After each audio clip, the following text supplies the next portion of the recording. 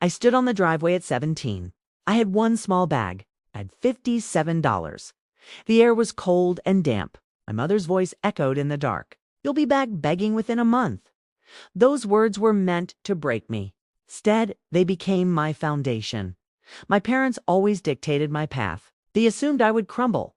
They expected a broken, compliant daughter. They were wrong. 9 years later, my phone rings constantly. It is filled with their missed calls. They aren't calling to check in. They are calling to ask for help. This is a blueprint for the not enough. It is a testament to building your own life. My name is Harper Jamison. I am 26 years old.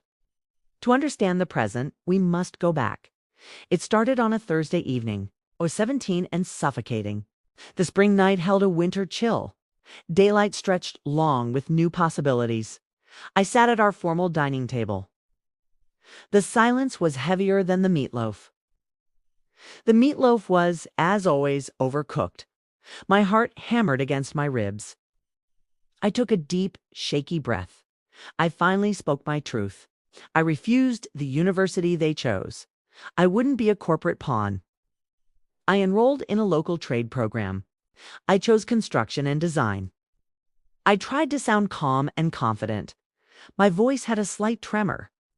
I mentioned my partial scholarship. I earned it working on neighbors' porches. I loved the feel of drywall and wood. My mother blinked in total shock. My father's fork clattered loudly. It bounced off the plate and hit the floor. Their polite veneer shattered instantly. Shouting erupted like a storm. "You're throwing away your future." Dad boomed. His face turned a deep crimson. Mom's voice was a tearful whisper. "We gave you everything," she cried. "Where did we go wrong with you?" I tried to explain the feeling. I hated the suffocating boredom of classrooms. I felt alive only when building things. I loved transforming the broken into functional. They were not listening to me. To them, my choice was pure defiance. It felt like a direct betrayal. My father stood up abruptly. Anger radiated from his posture. "Follow the rules or leave," he declared. He didn't expect me to actually go. He intended to scare me into submission. Something inside me snapped that night. I rose from the table without a word. I walked upstairs to my room. I grabbed my stashed emergency backpack. I had prepared it weeks ago. I came back down the stairs. My mother remained frozen at the table. My father refused to meet my gaze. I reached for the heavy front door. My mother spoke with bitter triumph. "They'll be back begging within a month." The door slammed shut behind me. It was a final, echoing punctuation mark. Outside, a soaking rain began to fall. I had no umbrella and no plan. I had a thin sweatshirt and a bag. I had $57 in cash. I stood at the edge of the driveway. Water streamed down my cold face. I questioned if I made a mistake. A surprising sensation bloomed beneath the fear. It was the feeling of pure relief. I was no longer pretending to be them. I was finally authentically myself. I didn't know where I was going. I knew one absolute truth. I was never going back to that house. Not in a month, not ever. I wasn't a delinquent student. I didn't ditch classes or fail tests. I completed my assignments mostly. I just never fit the rigid structure. School was 7 hours of confinement. Lectures felt disconnected from reality. The traditional path drained my spirit. I know now it was ADHD. Then I was just not applying myself. I was a bright girl who lacked focus. No one asked why I struggled. My energy surged when I could move. I loved to touch and create things. I could rewire a fan very quickly. I was faster than peers writing essays. The summer before my senior year changed me. I helped Mr. Donovan rebuild his deck. He was our 70-year-old neighbor. The deck was dilapidated and sagging. It was untouched since the 80s. We stripped it to the bare frame. I loved the scent of fresh sawdust. I loved the sun on my arms. Watching it mend brought profound satisfaction. Mr. Donovan shook my hand firmly. "You've got a real talent, Harper. Never let anyone talk you out of it." My parents saw it differently. My mother sighed at my news. You're wasting potential on scraps, dear. My father didn't look up from his paper. That is not real work, he mumbled. Real work has a salary and an office. Their cruelty was insidious and quiet. It was a constant, subtle disappointment. They stared when I got a B. They forced smiles at my dreams. Dreams had to mirror their own. Success meant a corporate degree. Success meant a mortgage and kids. Anything else was categorized as failure. Their vision was not my aspiration. I didn't want high heels or offices. I wanted calloused hands and blueprints. I wanted to build tangible things. This wasn't laziness. It was clarity. I was exhausted from apologizing. I fought this battle internally for years. Then came that final Thursday dinner. The air smelled of overcooked meat. The ceiling fan ticked rhythmically.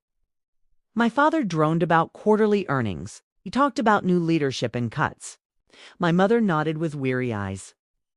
I waited for the opportune moment. I had rehearsed my speech endlessly. My acceptance letter was in my pocket. It was folded and refolded many times. I placed the envelope on the table, got into the vocational program. My voice was surprisingly steady. The following silence was a vacuum. My heartbeat amplified in my ears. It's the construction track, I said. It begins in June, I added. I mentioned the partial scholarship again. I really want to do this, I whispered. The fork hit the plate again. My mother's expression went blank. I'm not going to Kentucky State. My father's voice became dangerously tight. My hands grew damp with sweat. You're discarding everything to be a handyman. A contractor, I corrected with defiance. Someone who creates things that matter. My mother's eyes welled with tears.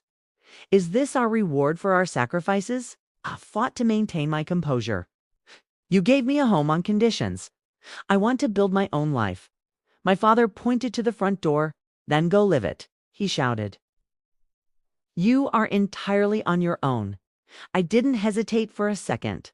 I retrieved the bag I'd packed early. It held my documents and clothes. It held my meager hardware store savings. I descended the stairs for the last time. The door slammed with a definitive sound. I stepped into the flickering streetlight. I had no concrete plan that night. My phone battery was at 30%. The rain intensified into a downpour. I reached the end of the block. I huddled under a convenience store awning. I called Leah, my best friend. She answered on the second ring. 10 minutes later, her mom arrived. Let's get you warm, she said. I slept on their living room couch. The house smelled of cinnamon and soap. I went to school the next morning. I tried to project an image of normalcy. Being homeless at 17 is quiet. You don't carry a cardboard sign. You hide it to survive the day. You wear the same jeans for days. You memorize the free lunch schedule. You keep smiling to stay together. Leah's mom contacted the school counselor. Miss Fisher asked if I was safe. She truly listened to my story. She helped with paperwork for housing. She started the legal emancipation process. Emancipated felt powerful and empty. I gained freedom but felt alone. No one called to check on me. I worked long hours at the hardware store. I took a second job at a diner. I was barely functioning from exhaustion. I lost 12 pounds in 6 weeks. My complexion grew pale and tired. Panic attacks began in the bathroom. My parents never reached out once. I clutched my resolve like a weapon. 3 weeks later, trade school began. It was a world away from high school. There were no sterile rows of desks. There were workbenches and tangible tools. We valued skill over a GPA. Our mantra: measure twice, cut once. I wore borrowed boots and a big jacket. My fingers still trembled from stress, but the anxiety finally vanished there. We started with foundational framing. We learned basic electrical wiring. We followed strict safety protocols daily. My mind ignited with a new purpose. A guest instructor arrived in lab. Her name was Miss Rosa Alvarez. She was a legend among local contractors. Her hands were gnarled and calloused. She had worked for 30 relentless years. She didn't smile, but she commanded respect. I was hyperfocused on a window frame. I didn't notice her standing behind me. "You always cut without marking?" she asked. Her voice was surprisingly soft. I froze and offered to redo it. She examined the edge of my board. "Clean lines are admirable," she said. "But they must fit the whole piece." She handed it back. "Try again." She motioned for me to stay later. "Your hands know what they're doing. That is a very rare quality, Harper." She asked who had taught me. "No one," I said. "I just enjoy building." "Come by this Saturday," she offered. "I have a kitchen job to finish.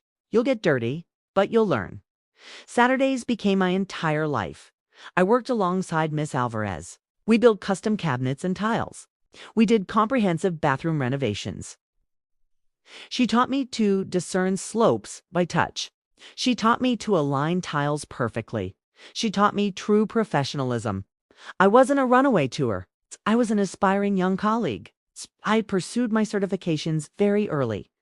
"Build it correctly the first time," she said. I wrote that in my worn notebook. My self-belief solidified every day. My hands grew tough and strong. My confidence grew resilient and sharp. My school grades improved significantly. I was building a tangible future. 6 months passed in total silence.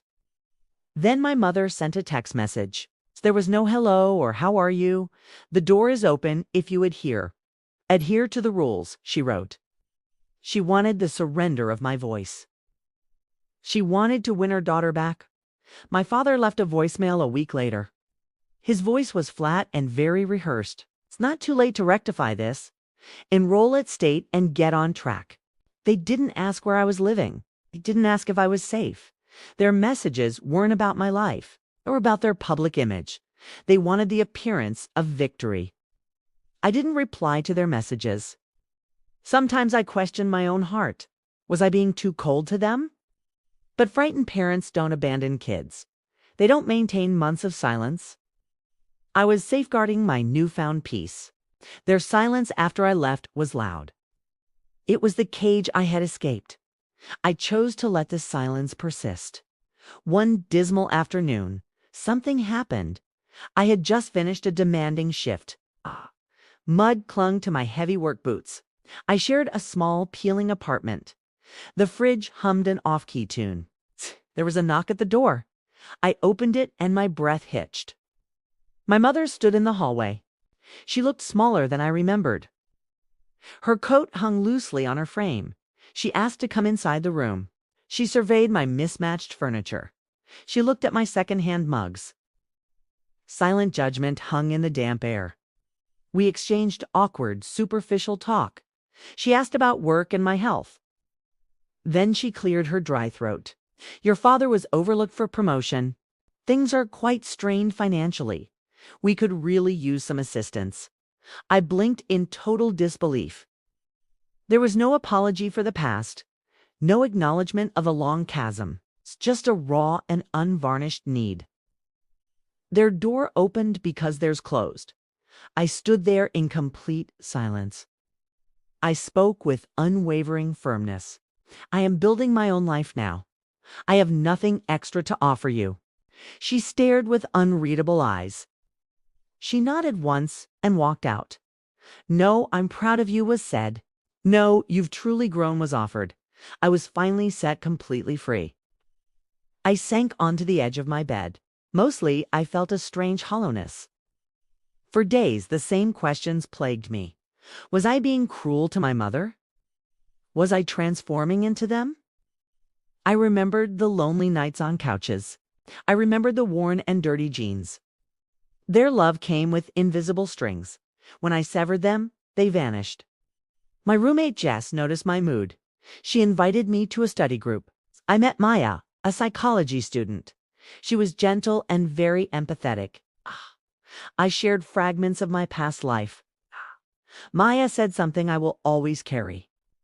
"It's not love if it requires obedience." That cracked something open inside me. She helped me name the patterns. emotional control, and conditional affection. Approval was used like a currency. I didn't feel shame anymore. I attended a new support group. Brave women shared similar stories. They walked away from toxic dynamics. Hearing them made me feel seen. I wasn't being rebellious or dramatic. I was actively healing my soul. I was choosing safety over image. I was reclaiming my own value. I was learning to love myself. I was finally moving forward. At 21, I moved alone. The place was small and quiet. It was unequivocally finally mine. I sat on the floor that night. I ate macaroni and cheese alone. "You made it," I whispered softly. I didn't need their approval anymore. I am 26 years old today. I own a flourishing renovation business. It is located in Lexington, Kentucky. I have 2 trusted team members. We have a steady influx of work. My waiting list is 3 months long. My hands are rough and calloused. My back occasionally aches from labor. My boots are perpetually covered in dust. I feel a great sense of pride. I built this life with my hands. I don't post excessively online. I don't need filtered viral videos. I enjoy the satisfaction of the job. I know I made something solid. I still get occasional text messages, birthday reminders, and holiday greetings. Surface-level exchanges only. Never a truly meaningful conversation. My father hasn't reached out once. I'm genuinely at peace with that. Peace doesn't always look like forgiveness. Sometimes it looks like firm boundaries. I stand in my renovated home. I sip coffee before the sun rises. I never had to return to them. I didn't need them to be whole. I didn't repair our broken relationship. I built something superior for myself. And that is more than enough. You might be watching this now. You might feel ungrateful for choosing. You might feel like love is a prize. You might feel obedience is the cost. Hear this truth very clearly. You are not selfish for prioritizing. You are not broken for wanting peace. You are unequivocally not alone. True healing isn't always mending old. It is creating an entirely new life. You don't owe anyone your silence. You don't owe anyone your suffering. You don't owe them family harmony. You owe yourself absolute authenticity. You owe yourself total safety. You owe yourself a future that is yours. If this story resonates, please share. Someone else needs to hear it today. They need to understand the road. I am Harper Jameson, the builder. I was cast out at 17. I never turned back toward them. Today, I am not merely surviving. I am finally and truly living. That is the most profound triumph. I remember rebuilding a guest cottage. I had to replace the entire subfloor. I saw my own life in that floor. You have to strip the rot away. You have to find the solid beams. You have to lay a new foundation. It takes sweat and long hours. It takes tears and sore muscles. But the structure will stand forever. My business is my greatest achievement. I specialize in historic restorations now. I respect the bones of the house. I respect the truth of the wood. I am surrounded by good people, people who value me as a builder, people who don't demand my obedience. I found my tribe in the dust. I found my worth in the tools. I don't beg for love anymore. I build it through my actions. I am proud of the girl I was.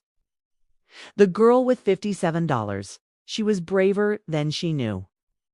She didn't return to the driveway. She kept walking into the rain. She built a castle from scraps. And she is finally home.